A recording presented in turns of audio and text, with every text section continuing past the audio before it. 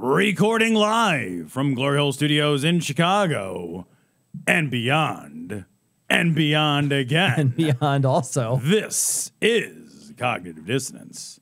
Every episode we blast anyone who gets in our way. We bring critical thinking, skepticism, and irreverence to any topic that makes the news, makes it big, or makes us mad. It's skeptical, it's political, and there is no welcome mat. This is episode 621 of Cognitive Dissonance. See, so we got a guest, buddy. We do. We have a guest in a very special and unique way. Yeah. We are doing a video recording today, and the cool thing is everybody got to watch him be quiet during that. I feel strangely married to your show. I think I hit 600 right around the time you hit episode 600. Yeah. So I think we're just sort of like crawling along together, and occasionally one of us rolls down the window. You know, hey, how's it going? How's show number 625, right?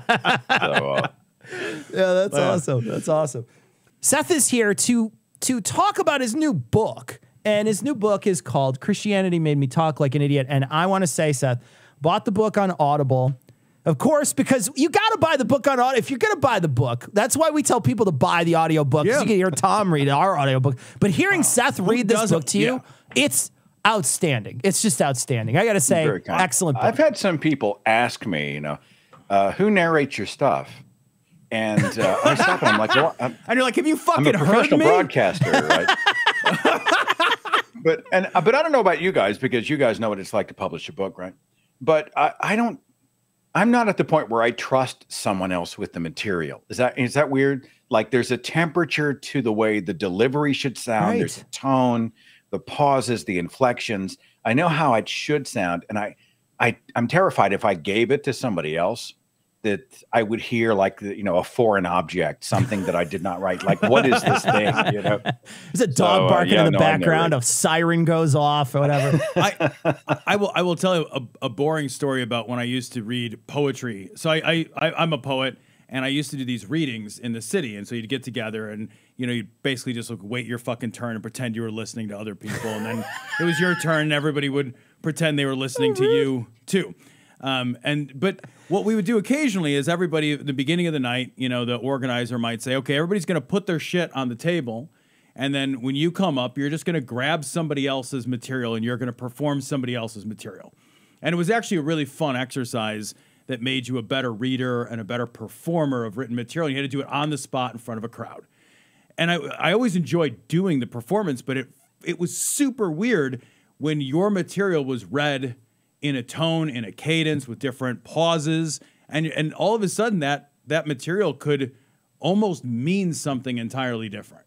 And it was I can't imagine all the time and work and energy, and then having somebody else read an entire. I would like, a fucking poem is, a page. And I'd be like, you read it wrong. You read the whole thing wrong. It's not, God damn it. Like, get out of my way. Give me the mic. A whole book. Like with you in poetry, like I just picture Tom up there, and he's just like, he's snapping his fingers, between like, hey, it's great poem going on here tonight. You don't know what Chicago poetry's like. They scream at you. It's aggressive, the most aggressive poetry readings you've ever been to. They just yell at each other. It's crazy. There's a reason I fit in. It was just belligerent, just grousing. It was just belligerent grousing. I was brought on to read Dr. Josh Bowen's book called The Atheist Guide to the Old Testament. And, he's got a PhD in like ancient Sumerian. And most of the book is Sumerian towns, regions, kings, princes. And so, it's easily the most difficult voiceover job I've had in my life. And I told him so. I'm like, I'm honored to be a part of your project. Jesus Christ. What the hell? What are you doing to me, Josh? So I had him on. Essentially, I would text him the Sumerian king's name, and I would wait, and he would read into the audio text. He would read back the pronunciation. I would stop. I would make a note, write it out phonetically times 500 until the book was finally done. But people don't think about that stuff. They don't think about the mispronounced words when you see something only in print and your brain has always pronounced it wrong. And then it comes time to say it out loud. And you're like, well, hell, is it potpourri or potpourri or potpourri? What is that word? For the first 6 months, Tom and I called it the Mueller report. Yes, absolutely. Yeah. Absolutely. No. So Seth, let's talk about your book. I'm really enjoying it. Reading this. I'm an ex-believer, right? So I grew up a Catholic. I have a lot of the same memories that you sort of talk about in the book. It's a pretty vulnerable topic, right? You're kind of saying, I believed in something that was really false, and I feel a little stupid now. Was it a vulnerable experience for you? Was it liberating? Well, people have asked me, who are you? I gave a speech based on part of the book recently at Iowa State University, okay?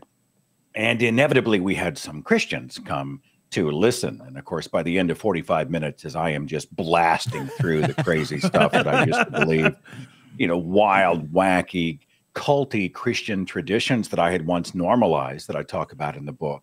Communion, right? We're eating flesh, we're drinking blood. In the Christian church, it's totally normal.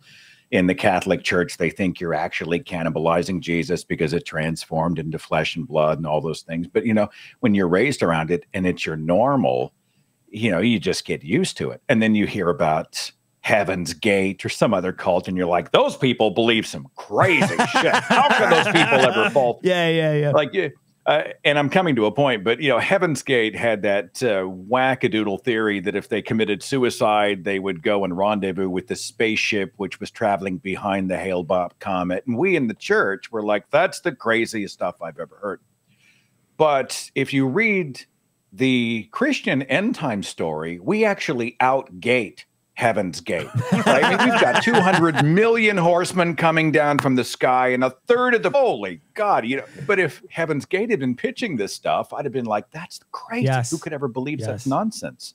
If you're raised around it, it's your normal. So with the book, I am sort of exposing my own vulnerability. I'd like to think I've given myself a little more latitude in the fact that I was brainwashed as a kid. I was just straight up indoctrinated, never given a choice, never told I could do my own thinking, threatened with hell.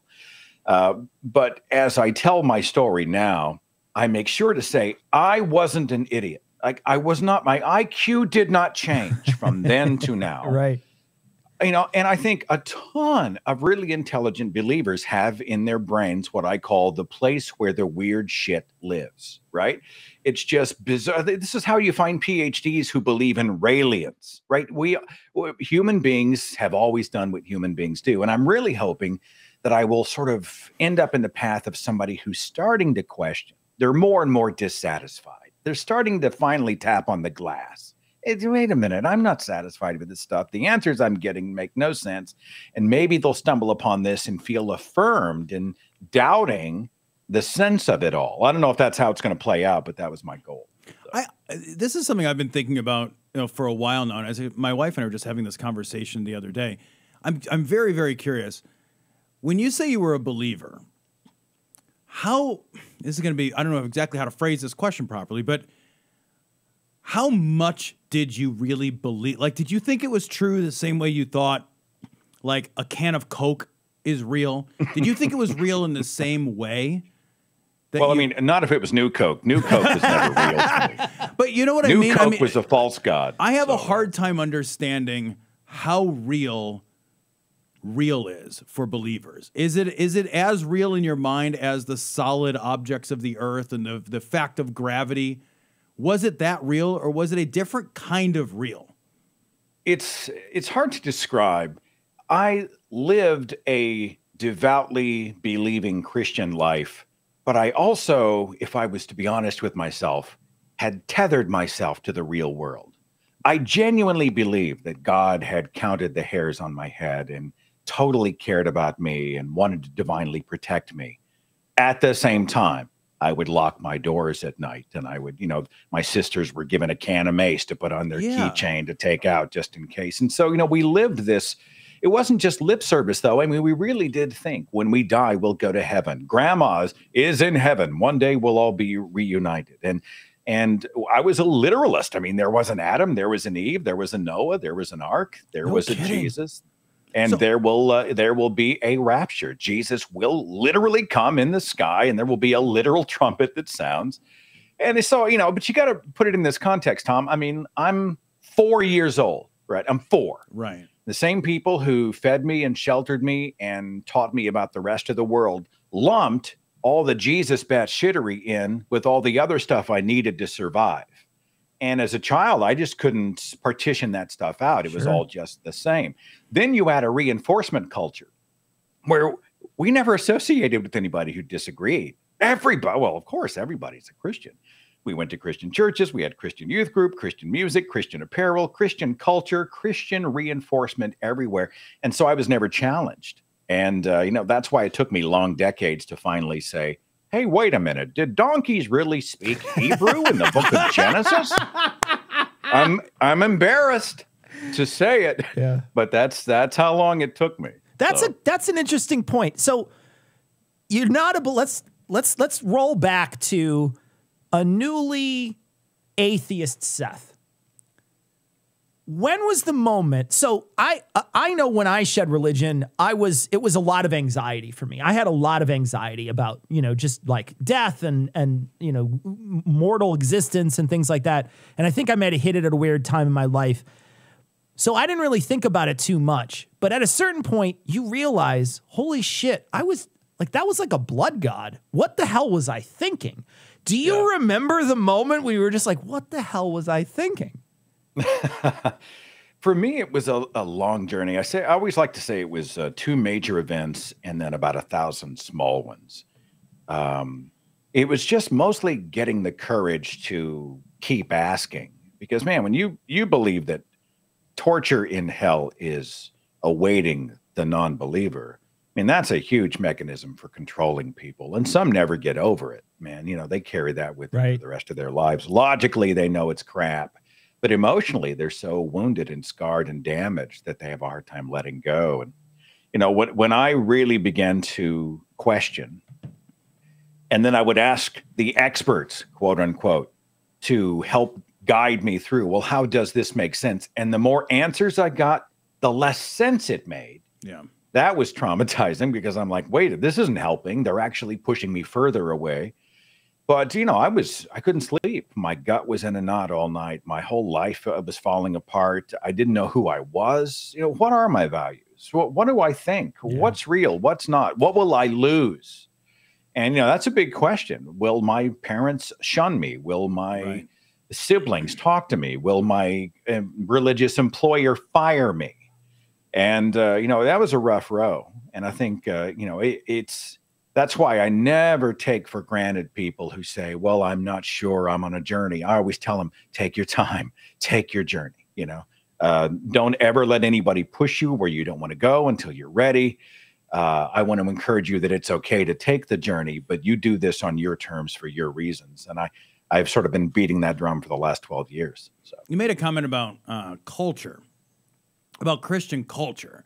And I was thinking about that while you were talking, that I wonder how much, like, there's the belief set, right? And then we all know at this point, it's preaching to the choir, that the more you interrogate that set of beliefs, the less it can possibly hold up to any of that interrogation, right? And so, but that's the easy stuff. That stuff, the sort of intellectualism and the logic, to your point, that stuff is kind of the easy stuff. You interrogate it, it starts to fall apart fairly readily under any interrogation. I mean, the Old Testament and New Testament aren't even compatible with each other.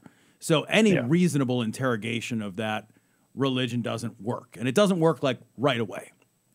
But that cultural element, that social element, that familial element, is that tied necessarily to belief itself?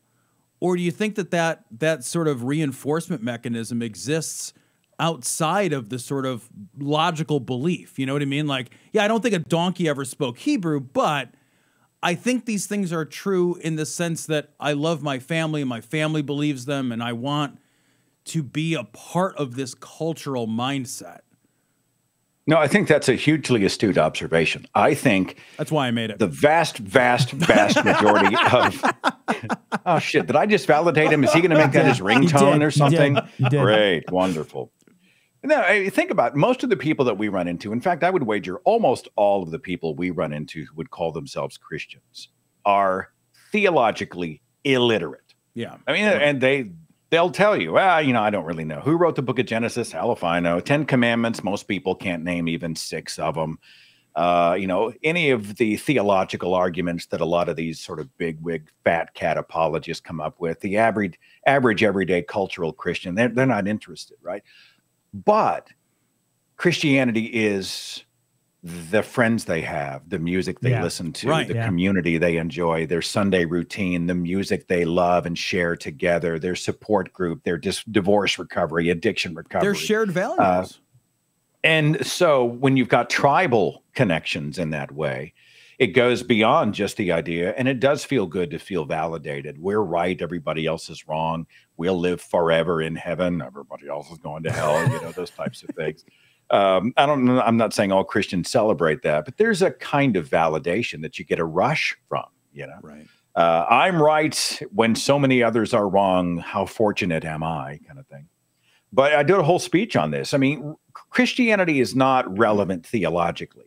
So it has essentially evolved to be relevant culturally, which is why we see all of these cultural reinforcements that have nothing to do with the verses of the Bible.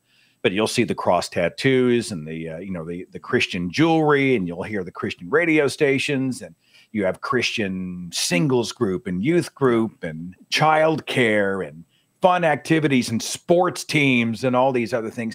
Make them all Christian, and people don't really know. They don't want to know, but they do feel like they belong. And man, that's tough to walk away from. And I think if we're going to challenge this religiosity, we have to create a net for people to fall into. We're not asking them just to walk away from a bad idea. In many ways, we're asking them to potentially walk away from an entire network of support that they've known their entire lives. Did you go into like some of the humanist church type stuff that happens around? Did you transition into that, or did you quit cold turkey with that community?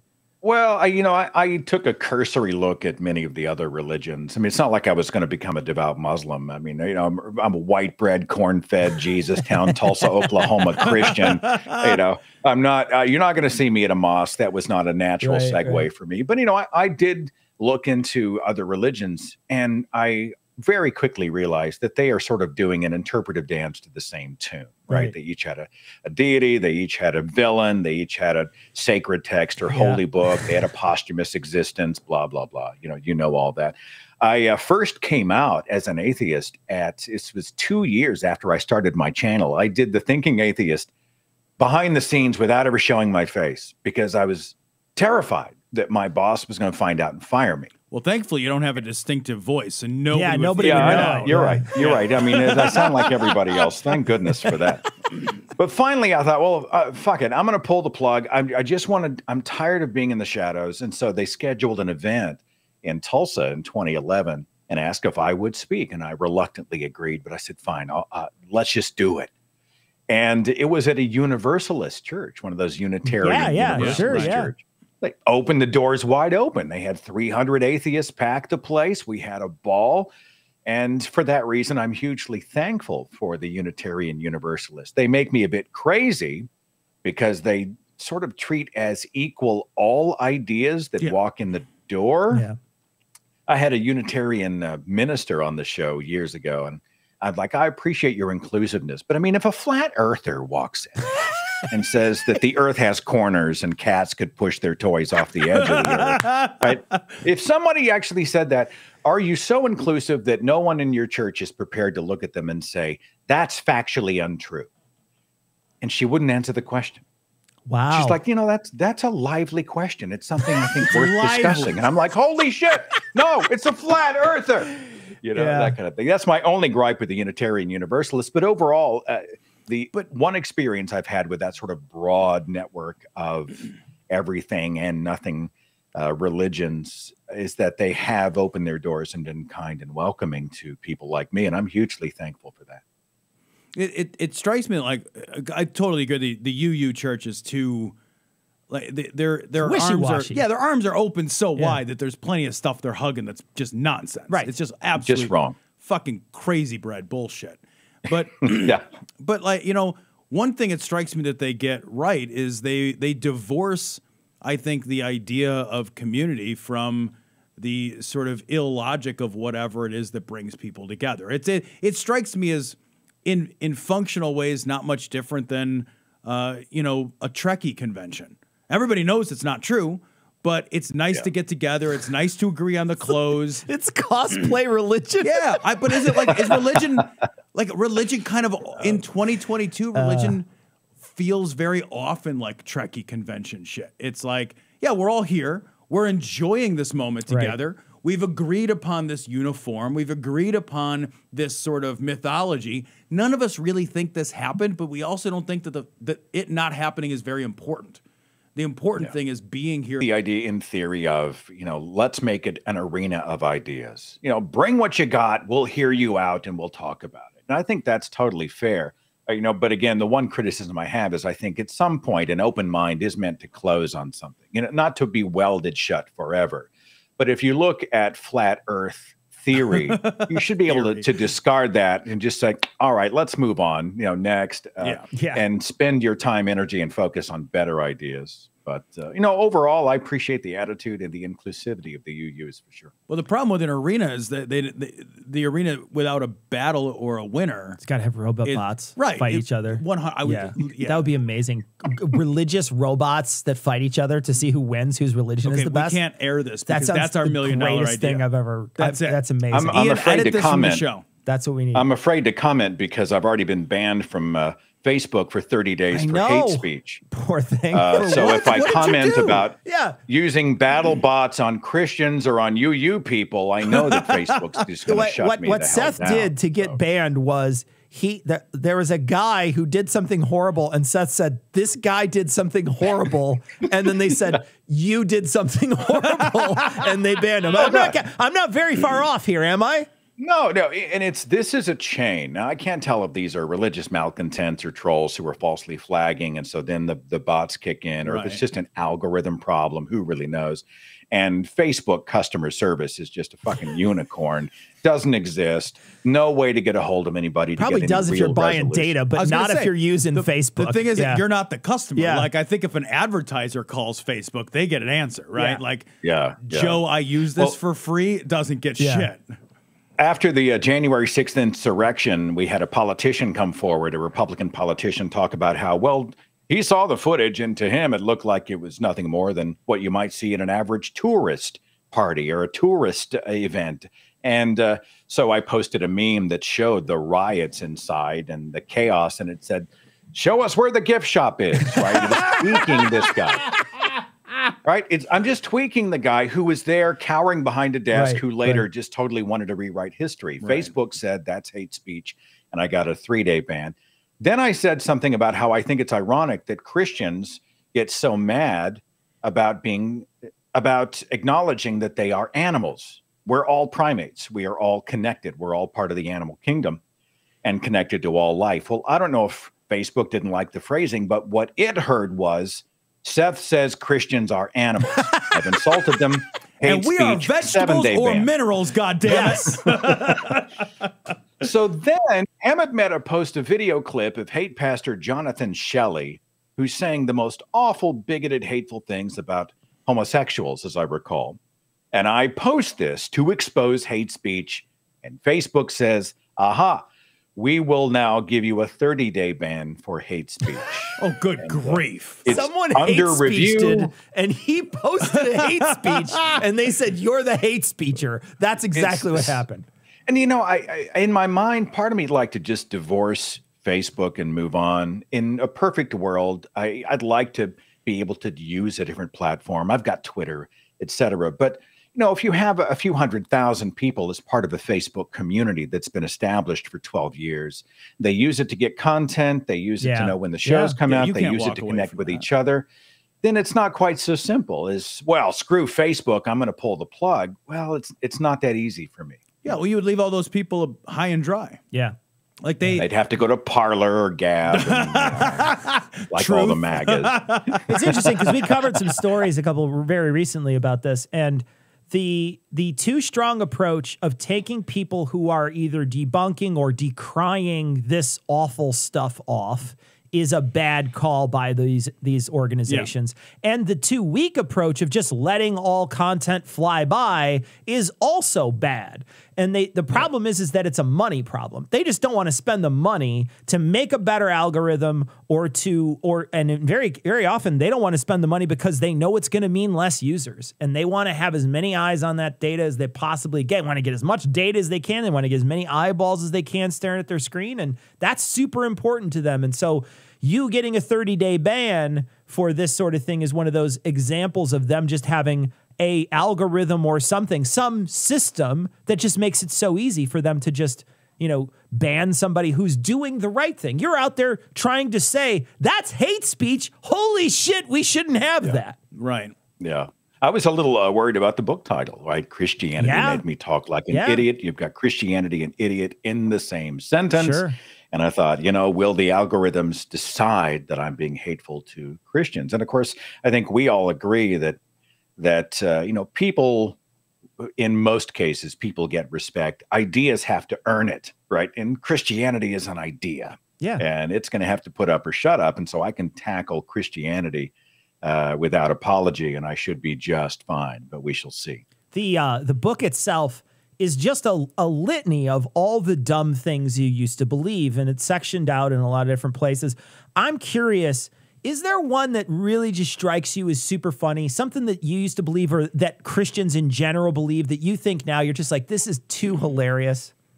Well, there's one I talk about in the book that I actually thought was hilarious at the time. Now, I said that I believed that Jesus was literally coming back. The skies will split, the trumpet sounds, and everybody shows up, and Jesus appears looking like Yanni in the sky with puffy clouds and gold light and whatnot. Locusts with armor. And we all levitate up into the sky, and he takes us out to a big shindig, a big kegger somewhere in space. I believe that, right? I believe that. But I was at my grandmother's funeral, and we were outside for the last part of the service, and Mom was totally agitated. She was totally really upset. And what's going on with Mom? Why is she so freaked out? And it was brought to my attention that they had faced the casket west. And in Christian tradition, you're supposed to face the caskets east, because when Christ returns, he will arrive as a lightning bolt comes from the east, is seen throughout the sky or something. Yeah. If you go, wait a minute. Don't we bury these things? I shit you not. If you go to a cemetery that is, I was going to say loaded with Christians, it sounds kind of like if it has Christian, if you find an overtly Christian culture with a cemetery, you will notice that the graves almost universally, all the Christians are facing east. And this is part of a Christian tradition. Specific. It's based on a scripture that I'm paraphrasing poorly now, but as lightning strikes is seen from the east to the west, so shall the coming of the Son of Man be. And so in Christian tradition, you're supposed to be faced toward the big event. Face meaning your feet, so that your face is, because you're pointed up. Oh no, you are just scratching the surface of logistical problems, right? Because I'm trying to make some sense. Tom, it's like an ejector seat. Okay, so hold on, let me explain it. So when you're laying in the coffin, it's like an ejector seat, right? And a big spring goes, and it shoots you through the air in the correct direction. Okay, so they're built like that. That's why coffins are so expensive, guys. It's like $9,000 for a coffin. You have to have like an ejector mechanism on it. That's not cheap. You don't just make that. Now when you beyond say the whole idea, you should feel stupid, Tom. Beyond the idea that a Christ who would bend space and time to come and retrieve his children would consider a shoulder turn too much trouble during the occasion. Get rid of that guy. We have this whole idea that grandma would need to be facing west or facing east to orient herself for Jesus's return, where she won't notice, based on Oklahoma. Like Christ is coming back east of Oklahoma. Like it wouldn't be Jerusalem. I mean, everything is east of everything else on a sphere. I mean, you know what I mean? Like it's east. Right? It's going to be... Is it like east of what? East of where? Okay. What about the people who are located directly north and south? I mean, are they host? I mean, logistically, the entire story falls apart. Well, so, that's one of those things that it's just insane. I have another bizarro world follow up, and this is the stuff I love, because any interrogation of these ideas, It just falls apart. But I know there's no answer to this, but I have to ask it anyway, because now I'm just fucking curious. I guess I didn't realize that Christians were hung up on like the body itself, its disposal, and its intactness. So like It's a zombie Right. apocalypse. So, because immediately I'm like, well, what about people that die whose bodies are utterly destroyed? I mean, like, let's say I'm burned in Sure, a fire and yeah. I'm just a pile of You ashes. get squished by something or or I whatever. get smacked. Like, how do I face a direction if I'm just Sure. If it's a closed casket. right? I'm just smushed to bits. Yeah. Like, there's a lot of horrible ways people's bodies get mangled up. So, like, there's like just like it's fine if you die in one piece and then you're like, okay, I'm gonna lay him in the ground and I guess angle him slightly so he's facing something other than up, and then they'll notice from underground that a lightning bolt was in the east of Oklahoma. But fucking Amazing. But like, what if you just get fucking vaporized somehow or smashed? Well, Tom, you make an astute observation there. Now, I talk about this. I talk about this in my book. Two in a that row. it's not just the people who were like, vaporized in a thermonuclear blast, that kind of thing. I'm also interested. What about the people who the matter in their bodies has been reconstituted into other things? Yeah. All right. Yeah. What happens to those things? Do they just break apart and then the matter grows little matter legs and runs back over to the original guy? We rot to nothing at Yeah. some point. Well, Like, embalming slows that, but yeah. right, but like billions it's of a people were weird buried thing. that weren't embalmed. Yeah. Like Well, they're you just fucked, get Tom. hung they're up just on shit dumb out of shit. luck. You totally get hung up on dumb shit. And again, you're right. Even a cursory look at it, the entire thing falls apart. We're talking about, what does God reconstitute the bodies? What about the people already in heaven? Are they supposed to come back down, right? The resurrected saints. Let's say grandma's in heaven, her soul's already gone through the pearly gates and her body's still, I don't know, there's still a body. It hasn't totally disintegrated. Jesus comes back. Does God say, okay, hey, you're up? And then he shoots her down the chute into her body, which reconstitutes. And then she comes up facing east, and then she flies back up to meet Jesus. No matter how you slice it, the whole story just falls totally apart. Feels like you would want a teller tube. You just Right, drop the soul in there, and it just sucks right down. All bodies just turn into those little pills that you drop in water, and then there's just a sponge that and they like turn into a sponge, like a big sponge. my favorite thing is like, and of course you're gonna like you'd hear something. Well, that's not the point. The point of the story is, and then nobody finishes that sentence. The point is, right. They'll be like, "Oh, you're taking it I too have something literally." to do. It's like, okay, then Yeah. tell me what it fucking means, Yeah. not literally. tell me the figurative meaning of grandma having to look east and then get Right. shot back down here in a teller tube, Well, because yeah. I don't know what the No, fuck no, that figuratively just- means either. Right. And then that answer is, well, just ignore that part. Yeah. Just set that part to the side and pick the parts that make figurative sense, and that's what's true. That brings up an interesting question, Seth. You were a believer for how many years? Oh, about 30. About I 30. drifted out of fundamentalism, after about 20 into a kind of, vague disinterest, but I still called myself. So you're still a Christian. So now, Yeah. during your time as a Christian, did you ever encounter non-believers? And did you ever feel like, so for example, I have been around many people in my atheist years, and they pray. And I normally just sit there. I don't do anything. I don't do any cross signing. I don't close my eyes. I don't cross my hands. I just sit and wait for them to be. I'm quiet until they're done. When you were a believer, did that ever have to happen to you? And did you ever feel weird being around non-believers? Did it ever feel like they were just assholes in some way? humoring you? I just didn't have a lot of, here in Tulsa, Oklahoma. I mean, you can imagine. I can throw a rock and I'll hit 3 churches. Yeah. It's one of the first, there's 3 questions you're asked when they meet you. What's your name? What do you do for a living? Where do you go to church? It's just normal. Yeah. And the non-believer, the out non-believer is such an anomaly, such an aberration that when I was growing up, I don't remember. I think my father's had a brother, my dad's brother, Steve, didn't want any religion in his house. I'm guessing he was an atheist, and we acknowledged it. But, I never had a moment of discomfort because I was always surrounded by affirmation, validation, somebody who looked like me and prayed like me and spoke like me. And, you know, we'd have little conversations about what this verse or that verse meant, but there was never any doubt that it was absolutely true. Right. Yeah. You know, and, you know, it's, I was going to say, I'm sorry, go ahead. I was going to say back in the day, like when I was a young man, like very young, there was a show on TV. I remember like Donahue would have on Out Atheists. That was like, they were like an oddity back in the day, like an absolute oddity. Now they would be on TLC right after the people that like fuck their cars and now they're at CPAC. And yeah, now some are at CPAC. Now Out Atheists are at CPAC. So yeah. Well, just the shit ones. I'd like to. I was going to say Ancient Aliens. Silverman. He's shit. He's a piece of shit. That's specifically the person I'm talking about. Just so we're not. I don't want to be unclear. No, it's fine. Okay. All right. Because he's at CPAC. No, moving on. Yeah. I feel I have that check in my spirit, and I feel you in the Lord, my brother.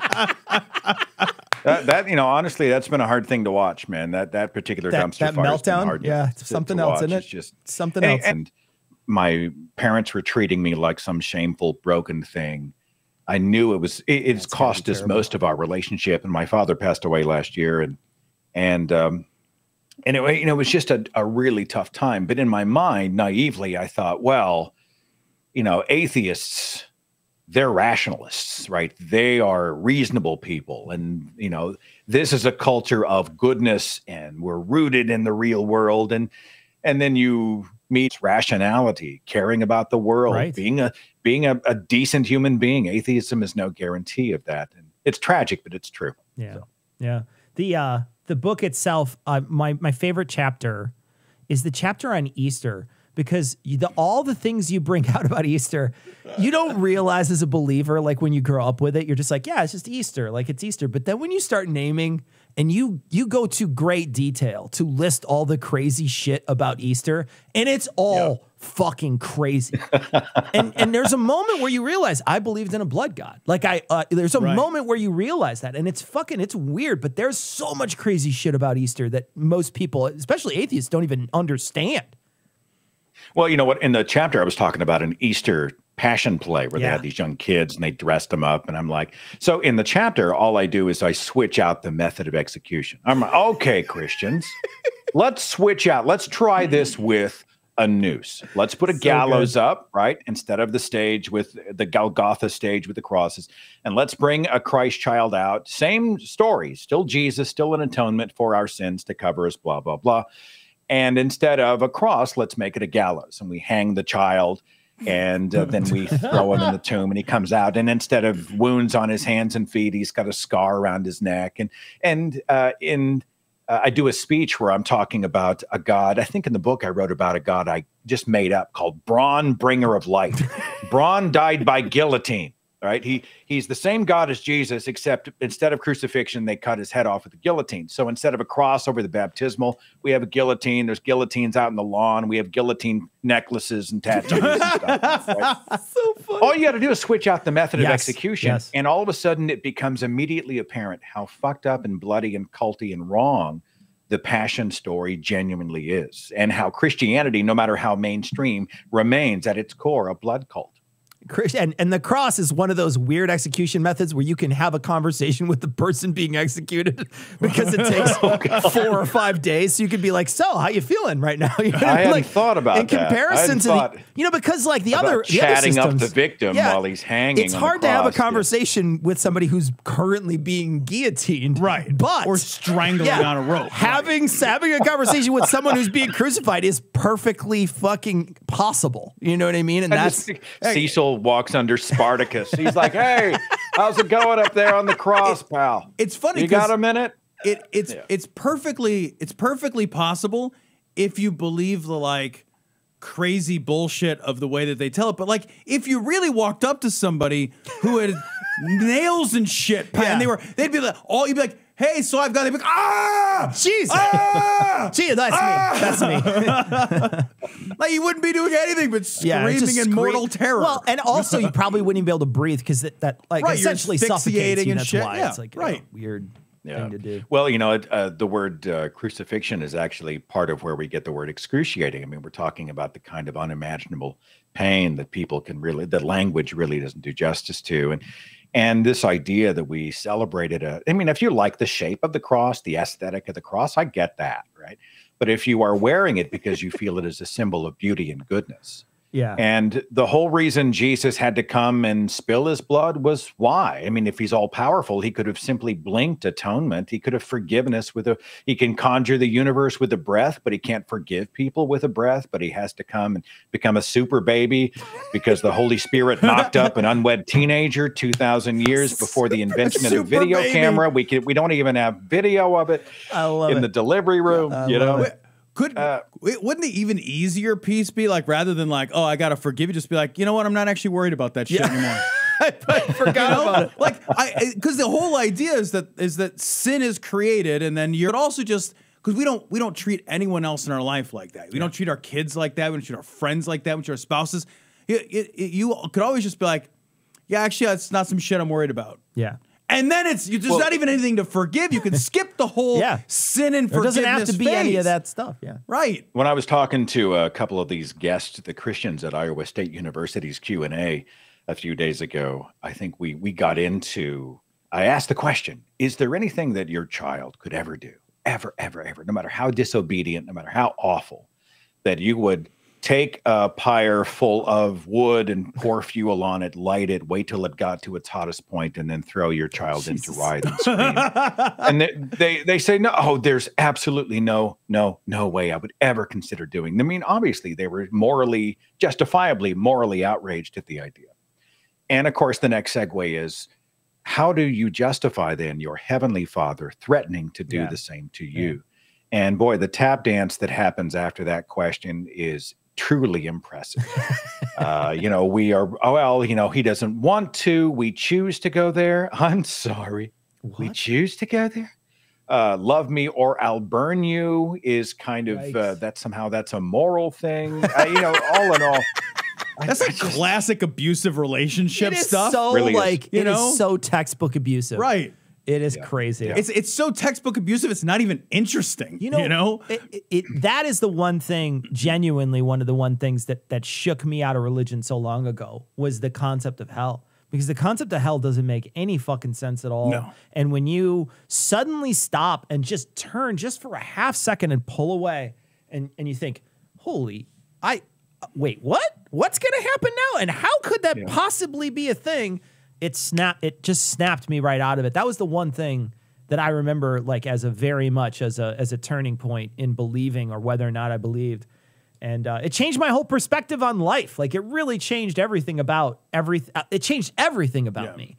And it's funny. It's such an effective mechanism for control. Yeah. That and controlling your really sexuality. Yeah. And I spoke about this. I've done a couple of chapters on sex and purity culture. There's a whole section about the nipple. Very proud of that section in the book that just focuses just on the female nipple, because American fundy Christians have a real problem with it specifically. And I asked the question in the book, all right, so what if I digitally map a man's nipple over the female nipple and then put those breasts somewhere in front of you? Is that moral? Like, is that a PG or a PG-13? I have questions about it. But the larger idea is that, the church scares you with hell, but also it sort of brands a kind of control on your sexual identity. Well, that's everything. That's who you are, how you think, who you're attracted to, your relationships. Once they've got you in the bedroom, they have you almost every other area of your life. And the idea that we're taking sex advice from these Bronze Age, Iron Age, patriarchal primitives when men ruled the world, tragically so, it's just pathetic. But once you walk away, just like you walked away from hell theology, all of a sudden you feel that there's so much light, air, and space. It's so much more goodness over here without all the guilt and shame. And you can explore the human condition honestly and without guilt. That's awesome. That's an amazing, liberating moment. When it's Catholicism, it's even worse, Seth, because you're not only you not only have all that baggage, but you also have a celibate guy trying to tell you how to get married. and he spends great detail trying to tell you about relationships that he's never had. Yeah, right. There's a whole thing. It's like a whole class I had to take to get married in the Catholic Church. I wasn't a believer at the time. And I had left the Catholic Church, and I've never technically been confirmed, which is like the 12-year-old thing that they do. Right. It's like when you're 12 or something, you do a thing. And I never do this whole pre-Cana thing. And the priest looking at me and trying to tell me that my scores, because you have to take this weird test. It's like an aptitude test with your wife to be, or your partner to be. It's wife because it's the Catholic Church, and then so you're taking it, and he's reading the scores off and saying, well, you guys disagreed here. And it's like, fuck Get out off. of here. Like you've never touched a person. Go away. You don't know what it's like to. You've never legally touched a person. Yeah, right. Well, let me ask you this, Cecil. Is it true that in your particular Catholic culture, you just kind of did whatever shit you wanted to do, and then you just went to the confessional to reset? Yeah. Like, so you just. It was very much like that. It was very much like that was, I mean, you didn't do horrible shit, but people did stuff that was bad all the time. That idea that there was that was sort of drummed in, that like tiny sins are okay. And you tell the priest, which is weird. There's some sort of weird voyeurism that the priest is involved in all that. Very strange. But yeah, that's how it was for me. Well, because the Catholics, they differentiate the sins into tiers. Yeah, there's like a whole, there's a tier list. There's an S tier. Right. There's like an A tier. Yeah. There's a class system for sins. We should do the sins. We should do the sin tier list. Why didn't we think of that ahead of time? We're thinking of it now, and that's what That's what we're gonna do on a live stream, a sin tier list. Write it down, Ian. Exactly what we do. Amazing. I'll sign up for that. There's so I don't like almost all of them are S tier. Yeah. Like most of the sins, like they're fucking balls. All the sins are sins are all S tier. Yeah. Seth, what's the name of the book and where can people get it? It is called Christianity Made Me Talk Like an Idiot. There's a paperback hardcover. There is an audiobook. It's on Kindle. I'm doing signed autographed copies for anybody who wants any for a limited time. Just go to my website, sethandrews.com. There's a link there. And I've actually got some books here. And so I get the notification on those. And I just sign them and personalize them and ship them out the next day. And everybody's been kind. I've sent out quite a few. And if somebody wants one, it's not freaking Hitchens, but I'm proud of it. And I'd like to see, should be, it's a good honestly, book. what I'd like to see it do is to cast the stuff in mainstream, quote unquote, normal Christianity in a slightly different light. So we begin to acknowledge and communicate about Christianity as to how abnormal, how bizarre, how culty, and often how destructive it really is, and how much better we'd be off without it. And that's my goal. So we'll see if we get there. I think you would say that it's a very funny book and it's also very informative. You can pick it up. We're going to have links on the show notes. And this is a video that we recorded, by the way, in a YouTube video. So it will be in the description. We hope Ian will put it in the description. I'm guessing what's going to happen is there'll be a comment there that's like, Ian, where's the book and link? then he'll go back and then he'll do it. So Seth, thank you so much. Thanks for helping me get the word out. I feel like I need to write you a commission check. Let me get you my Amex number. Feel very comfortable with that. Yeah, we're very comfortable. Yeah. Seth, thanks so much for joining us. And thanks, people buddy. can find you, of course, at thethinkingatheist.com. Is that correct? That's correct. And sethandrews.com. And it's been a pleasure. Thank you, guys. Thanks so much, man.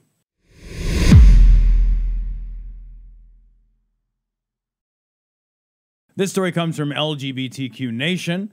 Idaho passes Russian-style gay propaganda law that would jail librarians for objectionable books. Now, we're going to talk about this story, but I want to clarify and apologize for my comments that I made last week. I think it was last week.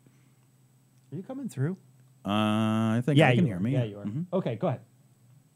So last week I made some comments about libraries, and I think I was very clumsy in the way that I phrased my point. My point, and I did a bad job, so I want to acknowledge that. I did a bad job. My point was that it seems like a very strange thing to center a culture war on libraries in 2022. Sure. And I don't mean to suggest with that comment that libraries are not wonderful, valuable, socially useful places. And I'll tell you, libraries in my personal life have played an incredibly important and central role, especially as like a young person. Sure, me too. My dad, all the time, I mean, into my teens, and I mean like middle to late teens, my dad would drive me to the library and drop me off on a Saturday, and I would stay there all day day. long. All And day. I would wander around as happy as can be.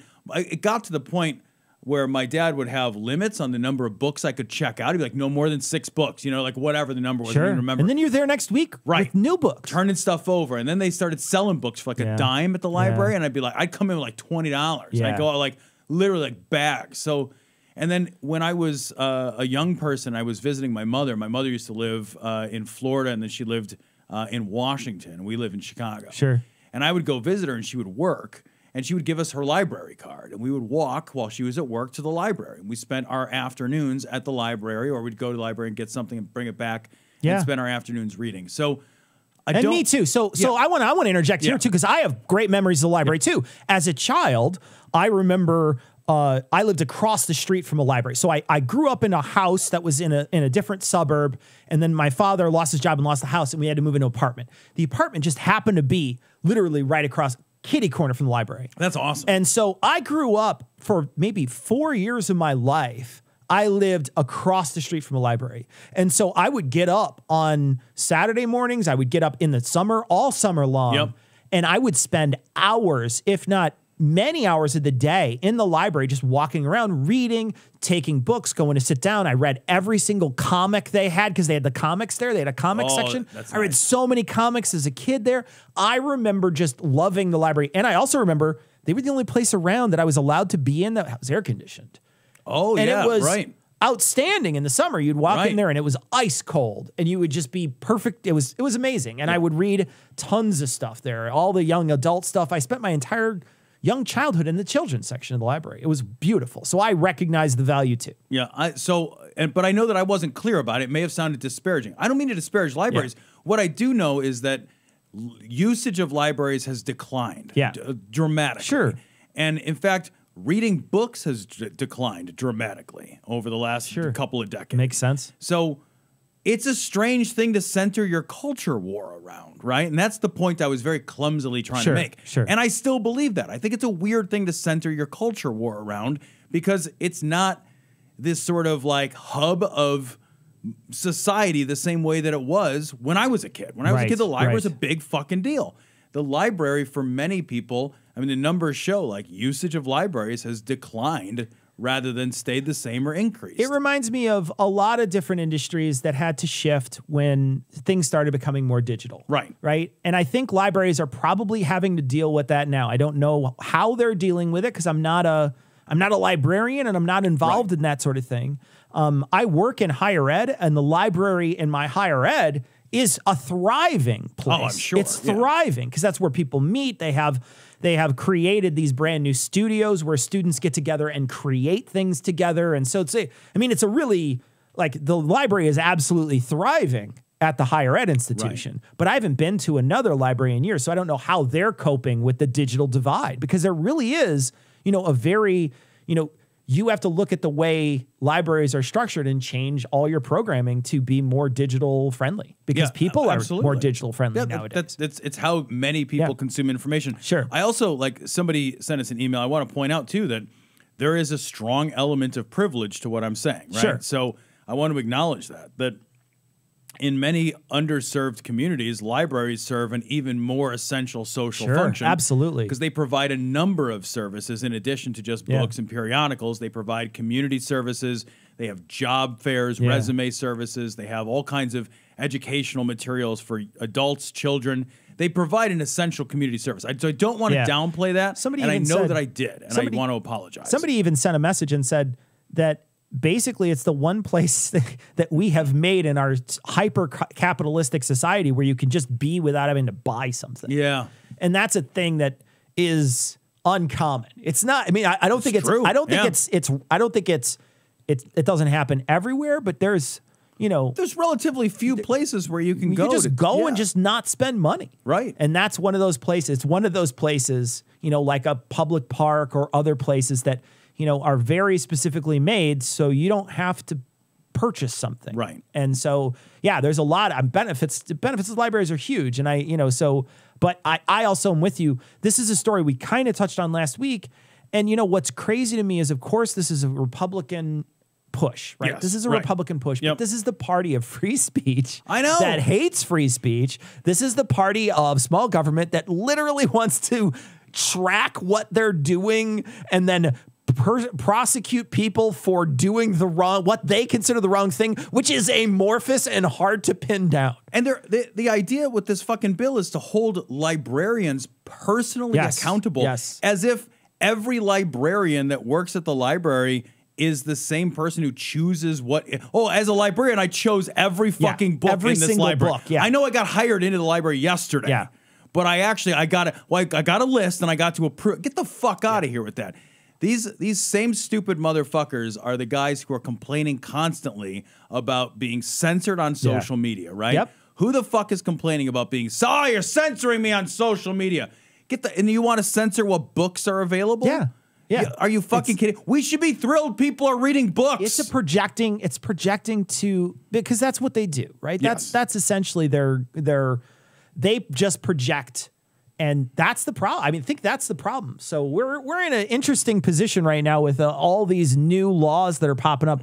Idaho's one of them, that don't say gay bill down in Florida. Yeah. It's pretty crazy. There's this push on the right to try to force people to clutch pearls. It's your fucking hot button thing, and I'm gonna get you to clutch those fucking pearls and freak the fuck out. Then I win. It's like 3 fucking things. Yeah. It's like 3 things, but they just have every one of them. Yep. By the short hairs. Yeah, man. It's sex, it's race, and it's abortion. Yep. Those are the 3 right? things, man. Those are the things that those are those hot button and guns too. Oh yeah. I mean, I guess that's in there, right, but you know, there's a crazy. I can't imagine. Can you imagine if they banned every book where somebody didn't have a gun? Like it's just. I also wonder too, because the bill very specifically states that it has to be if they're saying good things about the LGBT community. Oh yeah, it's right. very specific. So what if it's like a bigot book? You're totally fine if it's like a bigot book that hates LGBT. Well, that's a fine book to have. Yeah, but you know, like I know you're goofing a little bit, but also you're not, because that would be a religious book. Yeah.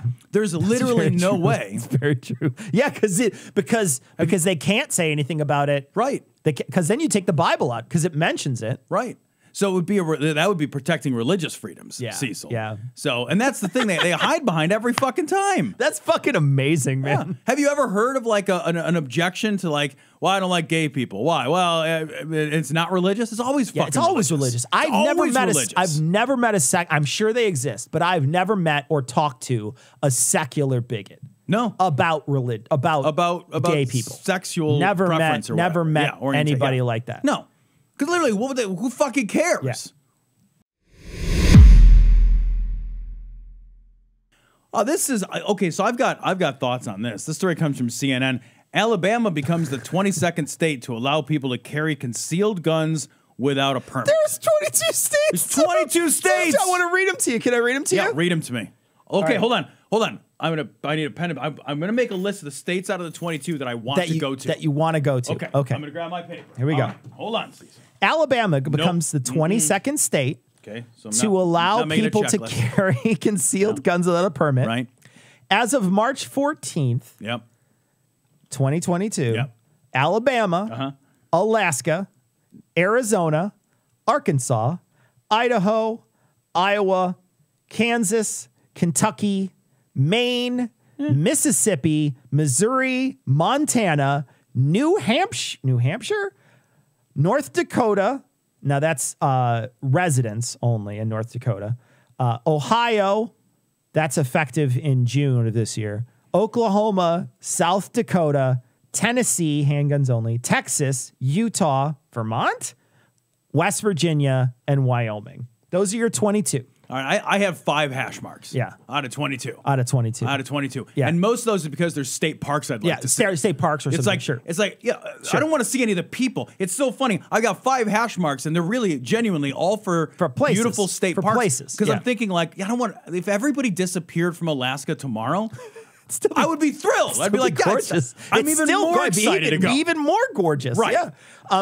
what is crazy to me is that I had no fucking idea that that was true. Before today, I was blissfully unaware. I didn't know it was so many. I had heard from a couple people. We had heard from like one state or two states where the guy will say, yeah, man, all you got to do is walk in and say something to a guy and you can get someone who's saying in Pennsylvania, all you have to do is like walk through a cool room or something and then you eventually get it. But I did not realize I had underestimated our stupidity. Well, can you imagine? Okay, I just want to take you back. Yeah. Tom and I got a concealed carry license. Yes, we did. We were in the same class together. There was a guy, and that guy was so fucking afraid of the gun, and it was a fake gun. It was a big rubber gun. Rubber gun. Might as well be holding a giant rubber dick in your hand. It didn't look like anything. He's holding the gun, and he's trying to pretend like he's doing something with the gun, and he's trembling. Imagine that guy with no training. No training. He just walks in. He sends the government down there a thing and they say, yeah, you're 18. And they probably don't even have to register. He can just walk into a place and be like, cool. Yeah, All right, I'm going to put it in my belt. And then he just walks out. And that guy, that shaky, weird, twitchy dude now has a gun in your presence. In half the states in this almost half of the states in this country, and you don't need anything. Now, I also looked too, and on Wikipedia, there's a map, and on that map, it does show that, you know, all the green states, where green is like, go, baby, go, and it's a bunch of them, but then there's light green, and those are with minor restrictions. Well, remember, we've gotten emails from places where it's like, Pennsylvania is one of them, right? I don't have to, like, they're like, yeah, I had to go fill out a form. I filled out a form. I filled out a form. It said, like, I said I promise wanted I won't kill somebody with it unless they totally had it coming. I said I wanted to, and they said yes. That's more restriction than Alabama has now. But here's the thing that I was thinking about, Cecil, is at first I was yelling in my mind all the same things that we're yelling out loud now. And then I thought back to our training, and I thought back to how fucking valueless it was. I mean, it's valueless for sure. And I thought, what's the fucking difference? I guess it's right. The difference is a background check. Yeah. Because in these 22 states, many of them don't even require a fucking background check. Also requires a FOID, which is essentially a thing that is a background check, and then it also has a couple questions extra. So you can't get a concealed carry without a firearm owner ID card in our state, which also requires another series of questions that isn't involved. So there's an extra background check, and there's also too, and I do think that this is not valueless. You got to sit in a class for 8 hours. Yeah. Well, it's not valueless, not because the class contained like useful information. It's just a barrier to entry. Remember, our guy had a test. Yeah. But he said, like, well, there's no like national or state mandated test. I just do this test. Yeah. I think because it allows him to kind of keep a paper trail that we were there and we paid attention. Yeah. In case anyone tried to take his fucking teaching license away. But there's nothing. All you have to do is be present for the class. Be there. You don't even have to. You could look at your phone the whole time. You can. That's the it's physically there, and the only thing is that it creates a barrier. Yeah. And I think creating barriers is a good thing when it comes to carrying a fucking gun around everywhere that you want. Like when you in Illinois, and we're the most restrictive state. We're the hardest. We are the hardest state to get it. And once you get your concealed carry, you can drive with a gun on your hip. You could drive a car with a gun on your hip. Yeah. Do you remember that? Did you see that video from, I don't remember, it was like a few weeks ago where somebody like shot somebody, like they were driving and they just reached out and shot their you saw that video? Yeah, front windshield. Yeah, somebody like passed them or like brake checked them or fucking say they shot at them. Right. They both shot at each other. They're just having fucking shooting wars on the fucking freeway. Yeah. That's crazy. Fucking terrifying. We shouldn't have guns in our hips. We should not have guns on our hips. It's a terrible idea, but I could not believe when I saw this story, the only thing that called out to me was I didn't realize it was that easy 22. in so many different states. And it's funny because the NRA is quoted in this story as saying, well, that makes everybody safer. And the fucking Sheriff's Association is quoted in this story as saying, that makes everybody less safe. Less safe, yeah. When the cops are like, and I think maybe we should pause, and you won't hear me say this very often, and listen to the cops here. Yeah. Right? Because we've talked about this on the show before. One of the things that makes cops jumpy, and one of the things that they get to fall back on when violence escalates into fatal ways is I thought he was reaching for a gun. Yep. There is an assumption, and it's a valid one, that everybody might be armed. Sure. And that assumption doesn't exist in other polite societies where people are not presumed to be armed. Yeah. All right, this story comes from NPR.org. Garland says the January 6th investigation won't end until everyone is held accountable. And actually, there's some great quotes from this article from Merrick Garland that I wanted to read. He says, "We are not avoiding cases that are political or cases that are controversial or sensitive. What we are avoiding is making decisions on a political basis, on a partisan basis.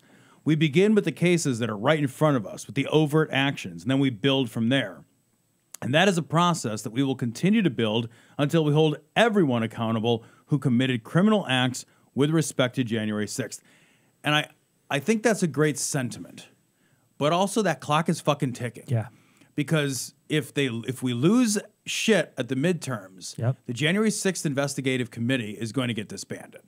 So we've got until the clock is fucking running out. Yeah. We are under an enormous amount of pressure to get this done. The Department of Justice, if the January 6th Commission has completed their investigation, the Department of Justice can act. It can act after you lose the Senate or whatever. Right. But yeah, the investigation, like, we're on the clock, man. We got to wrap that shit up. Yeah. Like, after you lose the House, let's go. It feels like less, but you're right. They need to finish it before then.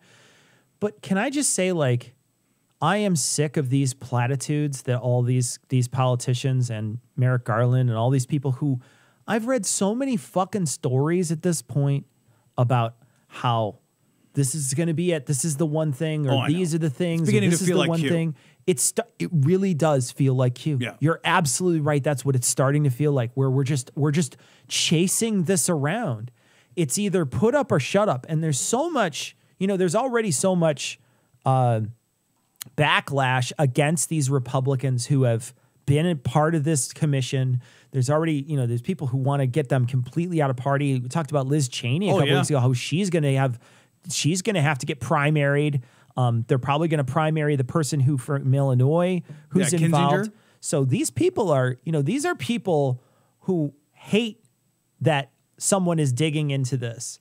And we haven't seen anything really, nothing of substance, right? You've seen the jokers who broke in and like picked up a fucking painting and walked around with Didn't they get those oath keepers though on sedition? They and did. That's like they did. Nothing. Yeah, you're right. You're right. I'm not, and I don't want to sound like it's nothing, but I'm talking about the people who were involved at a high level of government. We haven't seen. Yeah. Right. So the people who, there was allegations that people were getting shown around the Capitol. There's allegations that text messages are very damning. There's allegations about all kinds of things. They've been calling in people and asking to talk to people, and they've issued arrest warrants for some of these people who won't come to speak to them. Right. I mean, so what's happened with that? I don't know. Again, that's another problem, right? Is like if there's no teeth on any of this stuff, it's just fucking jerking off, man. I know. Part of me is like, all right, be patient.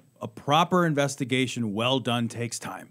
So like, sure. So like part of me wants to like respect the time that a proper investigation takes to do its work, but at the same time, I hear you completely, because I feel anytime I read these stories, one, I read them with less and less interest as time goes by. Me too. Because Me too. I'm less and less convinced that anything is going to happen as time goes by. And maybe that's unfair to the investigative committee.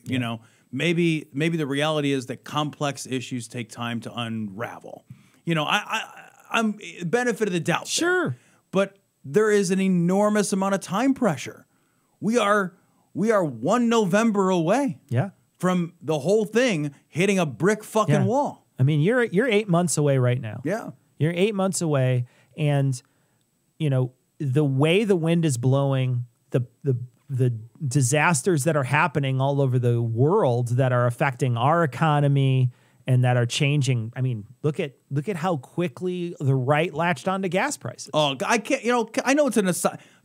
Fucking this shit makes me so mad. Sure, it makes me so mad. Like the inflation fucking problem is a like look around. Like economies across the fucking globe.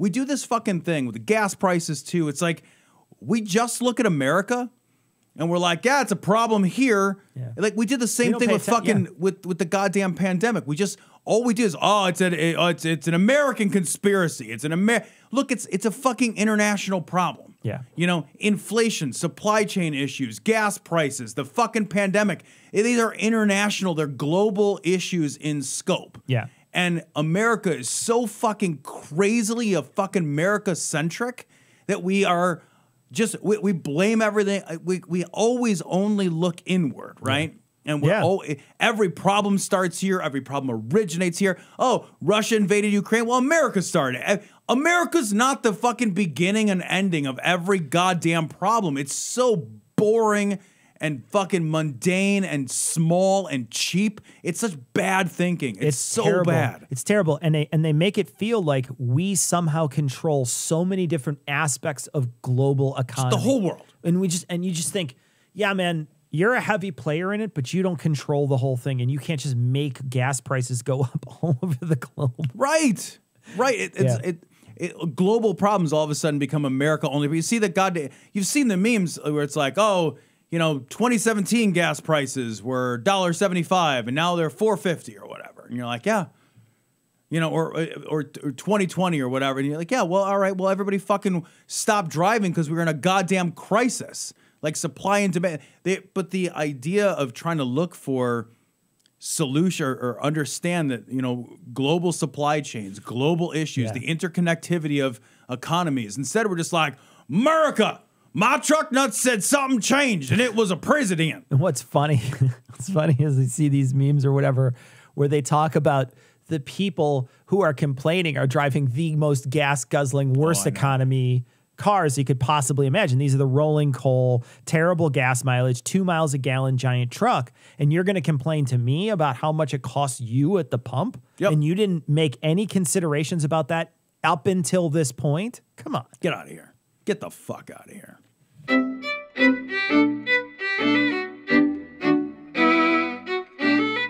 So that's going to wrap it up for the show on YouTube. Of course, if you want to hear the email section, we're doing that on the podcast version, on the audio version. So you can go check that out on your podcast player if you want to hear the email. Tom and I do not feel comfortable with the chance of reading an email or something and displaying them and all that. We're just not comfortable with it. So we're not doing it here. We're doing it for the podcast audience. So that sometimes the podcast is a little longer on the audio version, and that's why.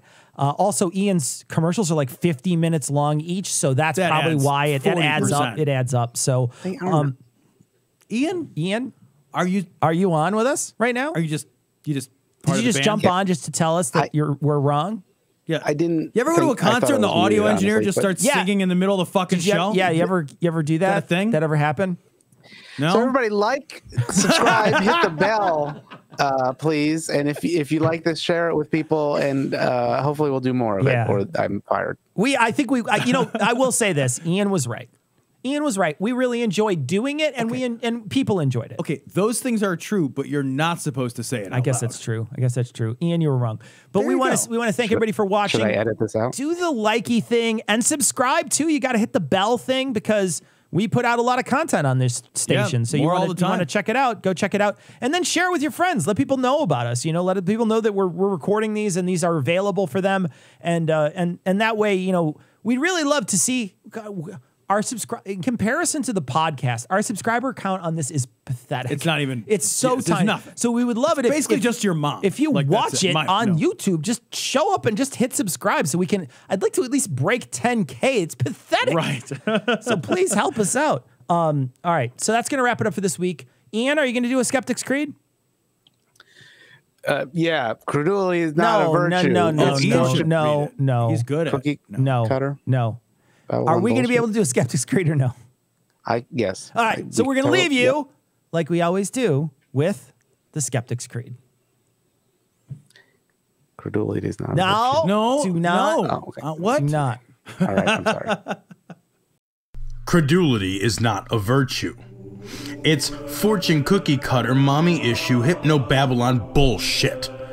Couched in scientician, double bubble, toil and trouble, pseudo-quasi-alternative, acupunctuating, pressurized, stereogram, pyramidal, free energy healing, water downward spiral, brain deadpan, sales pitch, late night info docutainment. Leo, Pisces, cancer cures, detox, reflex, foot massage, death and towers, tarot cards, psychic healing, crystal balls, Bigfoot, Yeti, aliens, churches, mosques and synagogues, temples, dragons, giant worms, Atlantis, dolphins, truthers, birthers, witches, wizards, vaccine nuts, shaman healers, evangelists, conspiracy, doublespeak, stigmata, nonsense. Expose your sides. Thrust your hands, bloody, evidential, conclusive.